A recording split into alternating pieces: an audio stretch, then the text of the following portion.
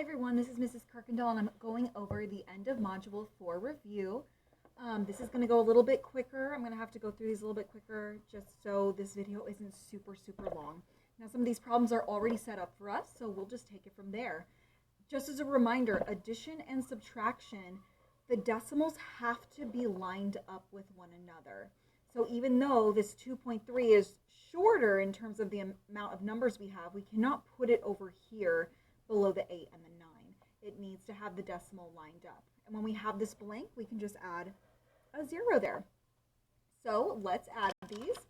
9 plus 0 is 9. 8 plus 3 is 11. Add the 1. 8 plus 2 is 10. Plus 1 is 11. Our answer is 11.19. Moving on to the next one. This is subtraction. Be very careful looking for those signs. We're going to add a 0 here. 4 minus 0 is 4. We cannot go 6 minus 9, so we'll have to borrow from 5. 5 becomes 4. This becomes 16. 16 minus 9 is 7. 4 minus 3 is 1. 1.74. 1 and 74 thousandths. Going down here, 8.000 minus 5.948. We cannot switch those. Just a reminder, for subtraction, we can't switch the numbers. It has to be the first number on top, the second number on bottom. 8,000, once again, minus 5.948. We cannot subtract anything with the 0 on top, so we're going to have to borrow from 8. 8 becomes 7. This becomes a 10, which we borrow from. It becomes 9. This becomes 10. We borrow from it. It becomes 9. And this becomes a 10. 10 minus 8 is 2. 9 minus 4 is 5. 9 minus 9 is 0. And 7 minus 5 is 2. 2.052. Going on to the next one. Now, with multiplication, decimals do not have to be lined up, and please place the larger number on top, or the number that has more numbers in it. So even though 5.7 is larger, this one has more numbers to multiply. And then put the smaller one on bottom. Here we go. First, we'll start with a 7. 7 times 6 is 42. I'm going to add my 4. 7 times 1 is 7, plus 4 is 11. Add my 1. 7 times 1 is 7, plus 1 is 8. Moving on to the next one. We already have our place filler 0 here. 5 times 6 is 30. We're going to add a 3 now on top. 5 times 1 is 5, plus 3 is 8. And 5 times 1 is 5. We're going to add these together now. 2, 1, 16. Add the 1 there. And 6 with 1, 2, 3 numbers behind the decimal. 1, 2, 3 numbers behind the decimal in our answer. 6.612. I'm going to write up here. There we go. Moving on to division. I already have this set up. Now please notice there is no decimal here, so there is no need to move the decimal on either side. We're going to keep the decimal right there behind the 53, and I'm going to put it up there so I don't forget it. 82 cannot go into 5. It cannot go into 53, but it can go into 533 6 times, which is going to be 492. When we subtract that, we are left over with 41. We're going to have to do that by borrowing from here and adding a 1 there. Now, after that, we're going to have to add a 0 to the end and bring it down. And 82 goes into 410 exactly 5 times, which is 410. We get the answer, 0.65. I'm going to put that here, 0.65. And to check our work, we work backwards. I'm going to go 65 times, or 0.65 times 82 should equal 53.3. And you must show your work on the check. So 0.65 times 82. 2 times 5 is 10. 2 times 6 is 12, plus 1 is 13. Add my 0. 8 times 5 is 40. I'm going to add my 4 here. 8 times 6 is 48, plus 4 is 52. I add these together, I get 0, 3, 3, 5 with 2 numbers behind the decimal, giving me 53.3, which is exactly what we started with here. So I can check it and say, yes, I did it correctly. Moving on to the next one. This one's a big one. We did have to move our decimal because we cannot divide by a decimal. So this second number right here is our determiner. I'm going to have to move it twice. So what I do over here is I'm going to have to move it twice as well. And now the decimal is behind the 5. So that's why I have it right there behind the 5. And I move it up right where it belongs. And now I can divide this. 50 can't go into 8, but it can go into 84 once, which is 50. When I subtract that, I'm left over with 34, and I bring down my 5. 50 goes into 345 6 times, which is 300, and I'm left over with 45. I am going to have to add a 0 after that decimal and bring it down. 50 goes into 450 9 times exactly, which is 450. So my answer is 16.9. And I will work backwards now in order to get to 8.45. So 16.9 times 0.50. We're going to do our check here, making sure the one with the more numbers is on top. 16.9 times 50. Well, 0 times 9 and 6 and 1 is all going to be 0. And then I'm going to place a place filler 0 here. 5 times 9 is 45. Add my 4.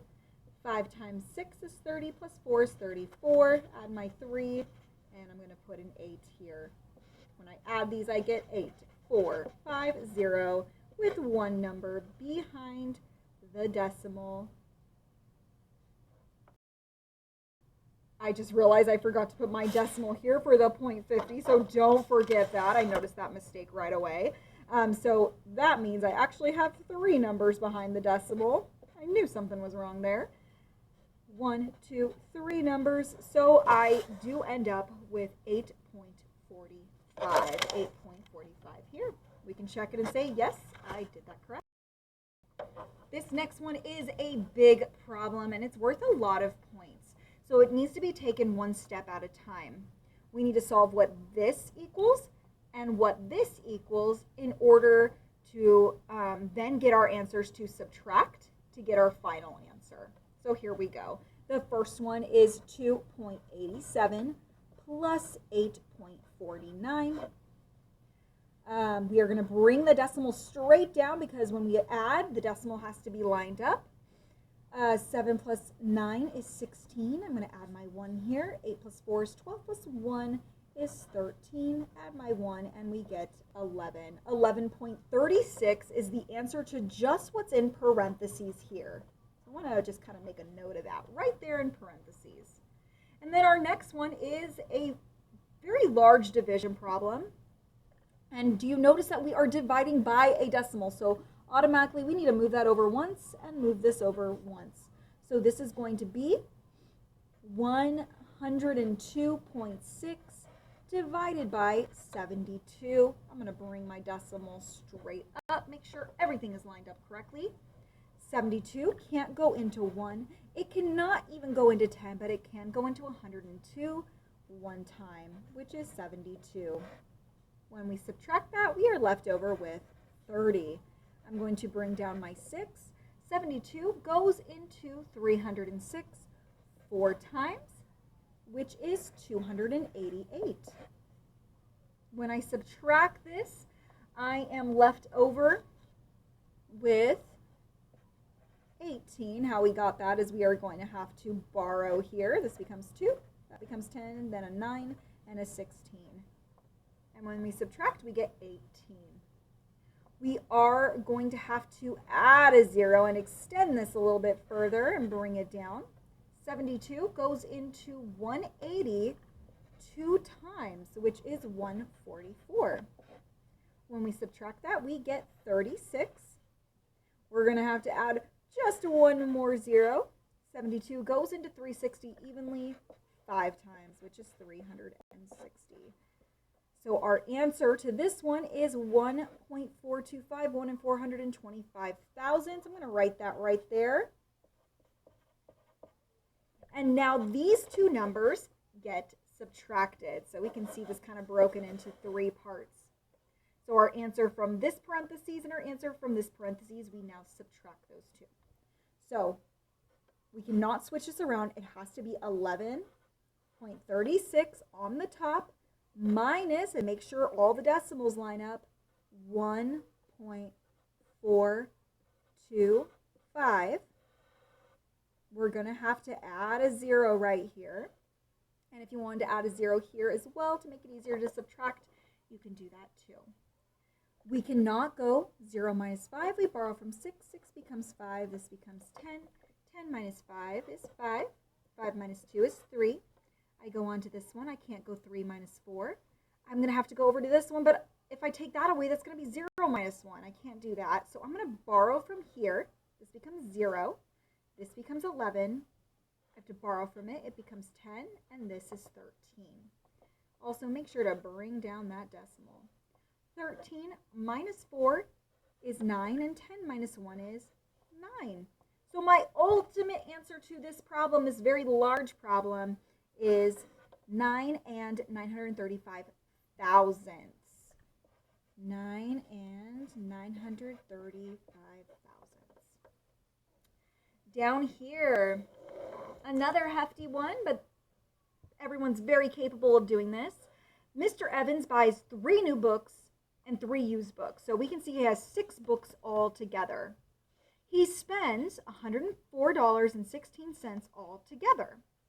The used books cost $18.82, $11.32, and $16.51. Each of the 3 new books costs the same amount. How much does each of the new books cost? Okay, so altogether he spends $104.16. He bought 6 books, so I took a tape diagram broken into 6 pieces, and 3 of those pieces have what the used books cost. And we know whatever amount is left over is going to get divided evenly among 3 new books because they all cost the same amount. First thing we got to do is figure out how much have we spent so far. 1882 plus 1132 plus 1651. When we add these together, I'm just going to do this quickly to save us some time. Once it's all added together, it should be 4665. Okay, that's what we spent on the used books. Our next step is to now subtract it from our total to get, well, what did we spend on the new books? And once again, to save us some time, once you subtract this, there is going to be some borrowing in there. It's going to end up being 57.51. Okay, so left over, we have $57.51. That's what he spent on the new books. Now we have to take that number and divide it by 3. So we're going to go 57.51 divided by 3. Well, 3 goes into 5 one time, which is 3. We get a 2. Bring down the 7. 3 goes into 27 9 times, which is 27. 3 goes into 5 one time, which is 3. Bring down my 1 after I subtract. It was left over with 2. Now I have 21. 3 goes into 21 7 times. And look at there, 1917, and we have the answer 1917. Some students would stop here because this is the amount we spent on the new books, and that answer is there, but that's for all 3 books together, and this is each individual book, and it's asking each of the new books. So we would want this answer right here, 1917. Going on to the next page, Miss Song shows her class the given area model. The area model represents one whole. Now, it's probably very hard to see on the screen, but there's 100 boxes here with each of those boxes broken into 10 pieces. So there is 1,000 pieces here, 1,000 pieces, okay? Each row is 100 pieces. So we've got 100, 200, and then up here, this box, they blew up for us, and it's very hard to see on the screen, but there is 1, 2, 3, 4, 5 boxes shaded, so we would just put a 5 here. So altogether, out of 1,000, we have 205 boxes shaded. So we have Riley, who says the shaded area is 25 hundredths. If we also made this thousands, this would be 250 thousandths. Kelly says the shaded area shows 205 thousandths, so that means 205 out of 1,000. Well, after counting all of those, we have 205 out of 1,000, not 250 out of 1,000. So, do I agree with Riley or Kelly?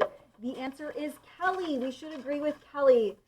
So we would say, I agree with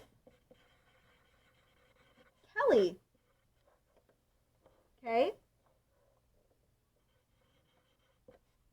Actually, not it. We're going to say there are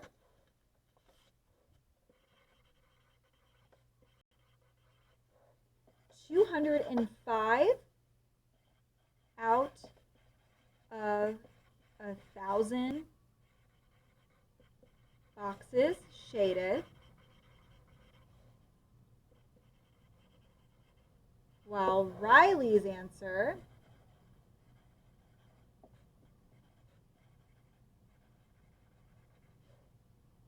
means we have 250 out of 1,000. I guess we should say pieces shaded, not quite boxes. So I'll change that word right there. I'll say pieces. That's a better word. So I agree with Kelly. There are 205 out of 1,000 pieces shaded, while Riley's answer means we have 250 out of 1,000 pieces shaded, which is not the answer. So they would need to explain themselves and also say that it was Kelly they agreed with. All right, on this next side, I was teaching the students that when we go from 1 to a number, 1 pound to 16 ounces, going to the right, we are going to multiply. When we are going from this bigger number to this smaller number, 16 to 1, we are going to divide. That's going left. So we have pounds, so we're starting at pounds, and we're figuring out ounces. So we are going to times 2.28 times 16. And to save us time, once again, when you work all of that out, your first partial product is going to be 1,368. We'll add our place filler 0, and then we're going to get 228 here. When we add this together, we're going to get 3,648, but we have 2 numbers behind the decimal. So our answer is 36.48 ounces. I apologize, I was doing this the very quick way. So please look back at multiplication processes and videos I've done multiplication if you need to practice that a little bit more. For this next one, we are going to be working with the metric system. So our King Henry doesn't usually drink chocolate milk is going to help us solve this problem. This is all about decimals and just moving the decimal. So for this one, we have 220 milliliters, and we are going to liters. So we're actually moving that decimal 1, 2, 3 spaces backwards. There's always an invisible decimal behind every whole number, and I am moving it 1, 2, 3 spaces backwards. So my answer is 0.220 or just 0.22. Moving on to this one, once again, going from 1 to 12, we are going to times going to the right. We're going to divide going to the left. Now we have inches, so we're starting this way, and we are going to feet. We are going to divide. So 57 divided by 12. 12 goes into 57 4 times, which is 48. When we subtract that, we get 9. We're going to have to add a 0 and also add our decimal and bring it up. It's behind every whole number. 12 goes into 90 7 times, which is 84. we're left over with a 6 at a 0. 12 goes into 65 times, which is 60. So our answer is, in 57 inches, we have 4.75 feet. And the last one is another metric system. So all we have to use is King Henry doesn't usually drink chocolate milk, and we are going from meters, which is our unit, to a centimeter. So we're actually going 2 places to the right this time. So I like to write this out nice and large for myself so I don't make mistakes. 1, 2. In 86 thousandth meters, we have 8.6 centimeters.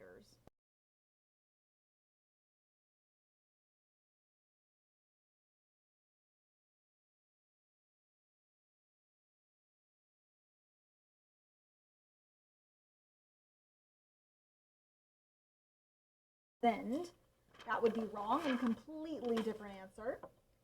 The next one says the value of the box 6. Well, this is tenths, hundredths. So we're going to circle hundredths.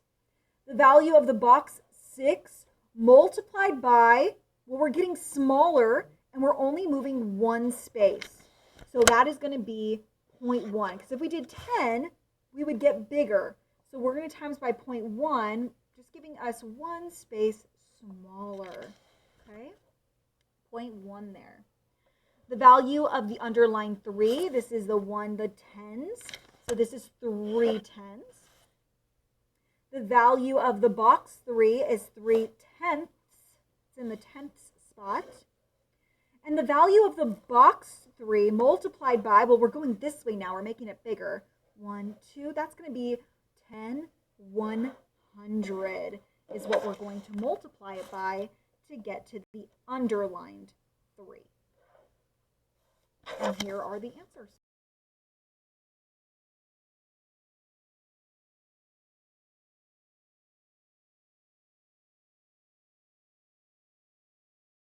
To take their numbers and to line them up with one another. And you have to start from left to right and to compare what is the same and what is different. Right here, the 4 is the same. That doesn't determine which one is bigger. But right here in the tenths, we've got a 2 and a 0. The 2 is bigger, therefore, this number would be bigger. Now, lining up the 0.005 and the 0.02, even though 5 looks bigger, we can see these zeros are the same, these zeros are the same. Right here, these are not the same. The 2 is the larger number, therefore, this answer is going to be larger. 2 hundredths is bigger than 5 thousandths. Moving on to this one, if we were to set up 479 thousandths, that 9 has to end in the thousandths place. So this would be 0.479.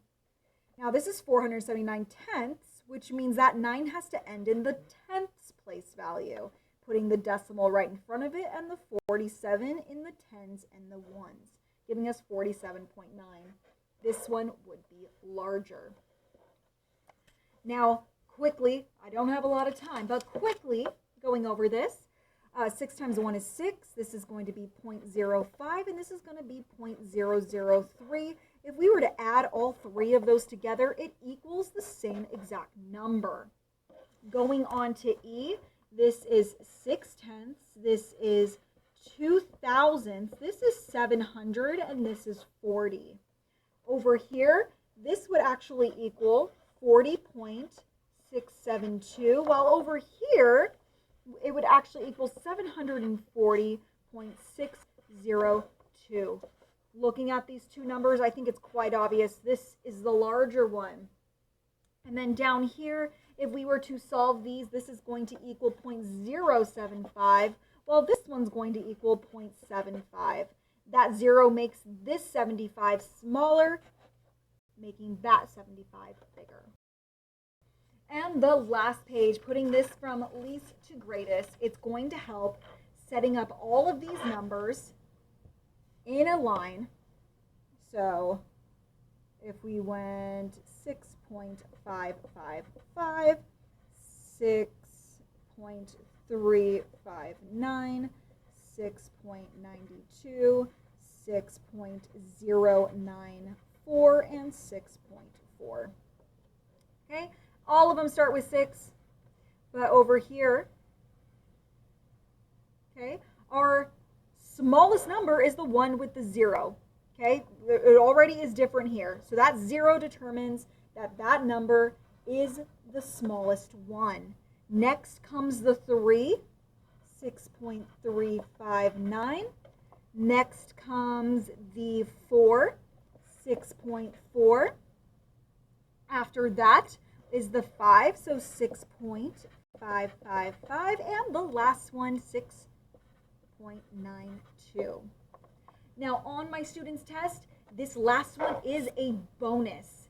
You are going to take this this equation, and you have to create a word problem that makes sense. And it will be a +1 bonus. That is it for the time we have today. I hope this helps, and good luck on your test tomorrow. Bye, guys.